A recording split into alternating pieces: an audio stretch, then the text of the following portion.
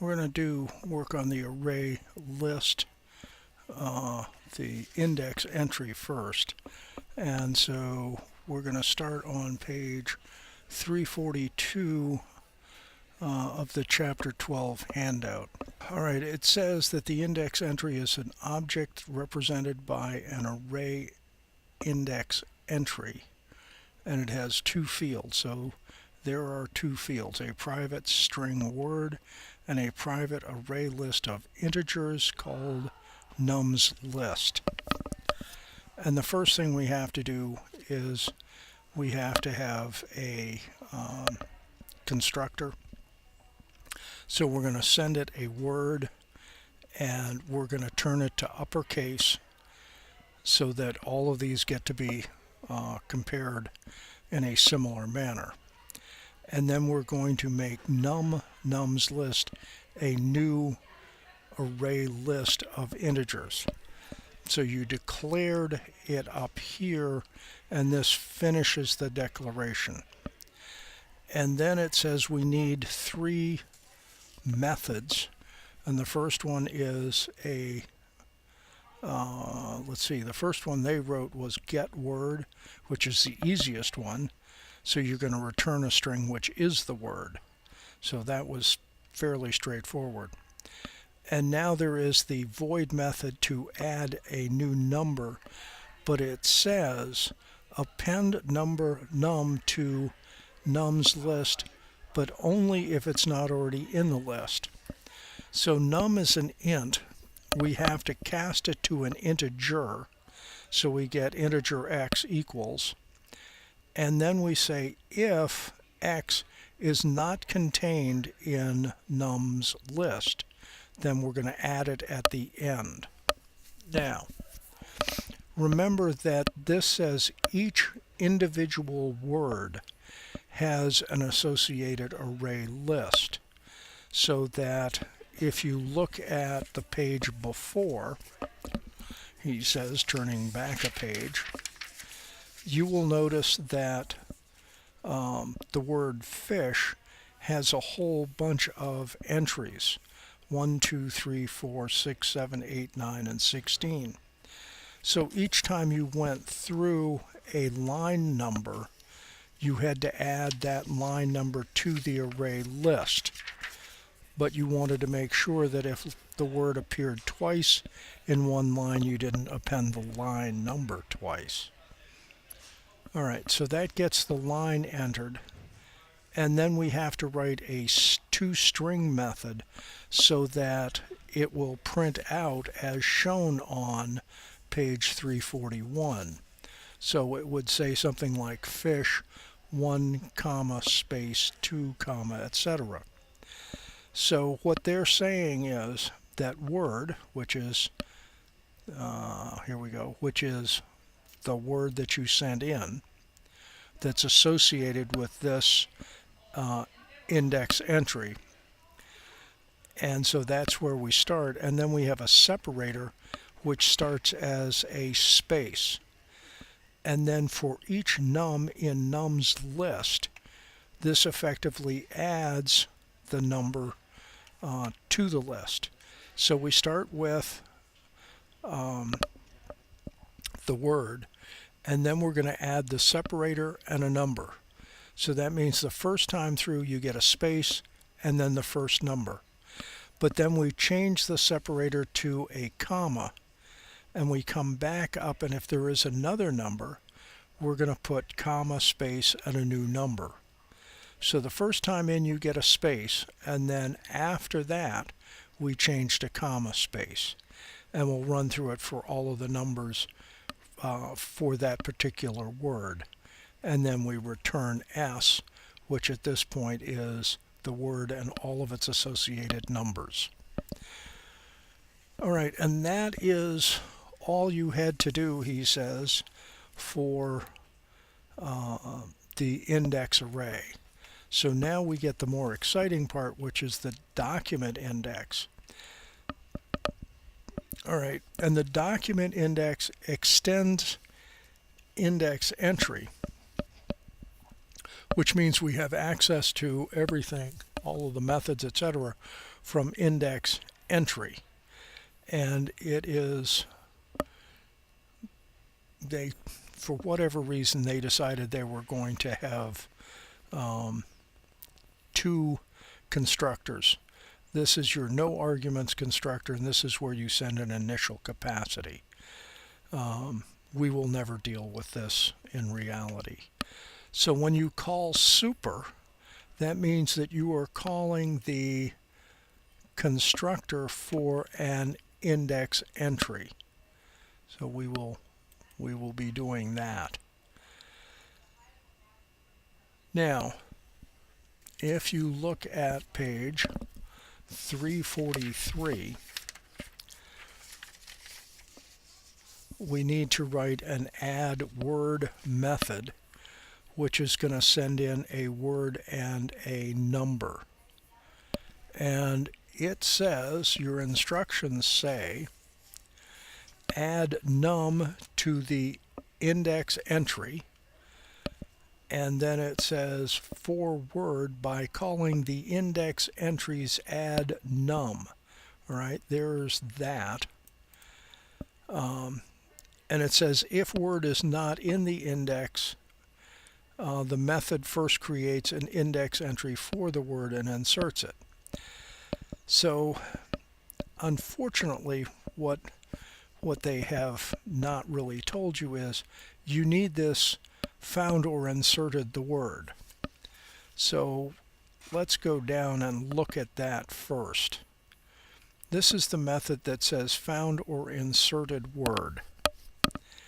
And we're going to start with integer I because I need it after, if you look down here, I need it back down here. I need I. So I declare it outside the loop and then go through this loop. So now what happens? We're bringing in a word, and now what we're going to do is say we're going to compare that ignoring case to get I get word. So we're going to start with the array list of all of the entries. We are going to get 0 get word, and then we're going to compare that to the word we're sending in. If the comparison is 0, that means that the two are the same, and I'm going to return I, which means that that number, that this case 0, goes back up. If comp is less than 0, that means that you're going to get out. At that point, we're going to add the entry at I, and we're going to make a new index entry for the word. So why would you get out? What would cause it to be less than 0? It means that the word you sent in should be placed into our array list. All right, so we found that, this is where, let's see, we're going to go down here and add some stuff. All right, so if I have,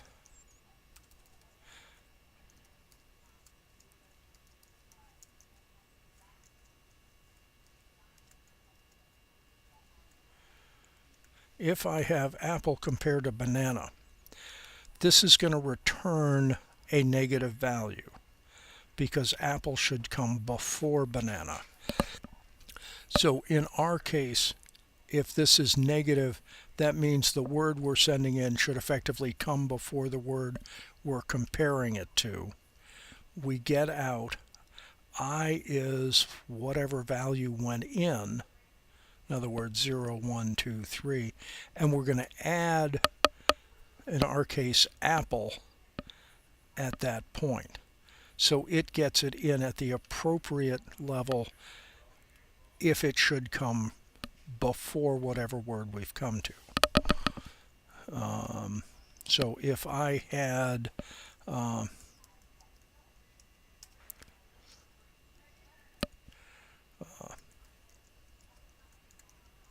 All right, if my word list contained cat or banana, cat, dog, and I sent in apple, when I came in, apple compared to banana would be negative.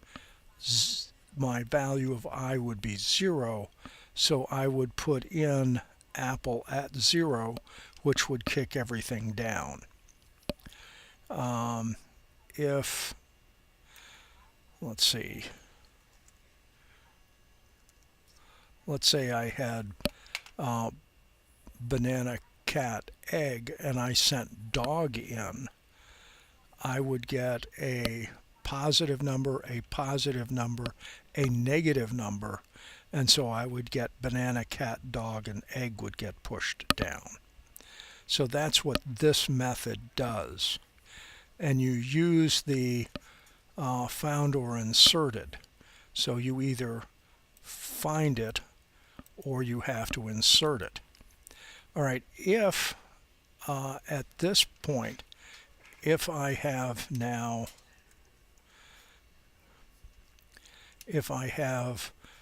banana, cat, dog, egg, and I sent in fig, my new word is fig, it's always going to be positive. So when I get through having compared to all of the words, I come out, and now I is equal to size. It came back up. It said, oops, I'm equal to size. I get out, and I add fig at I, which, at this point would be 0, 1, 2, 3, 4. All right, so that did that. Now, we have a method called add all words, and that's this guy, and we're going to get a string and a number. All right, so what happens? This string is a line of text that came from the input. So let's go back to IndexMaker. So if you remember, while line equals input file read line, not null, line number gets incremented, and then we add all words, and we send the entire line and a number. So when, again, going back to the fish.txt, when you first start, the first thing you're going to read in is one fish, and so you would add all words, one fish, and the number 1. And so now we call all words to that. And with add all words, you're going to get one fish and 1. This splits all fish into an array that has the first word is one fish, is my phrase coming in. It's going to split it on non-text, and so I now have an array of 2 strings called word, and it will be 1 and fish. And then for each word in words, if the word length is greater than 0, which basically says you actually have something, we're now going to add a word and a number, which then comes up here. You get word, int, we find out where we should send it. So this is going to get a number, okay, and so we're going to add that to entry. And that pretty much does it. So there you go.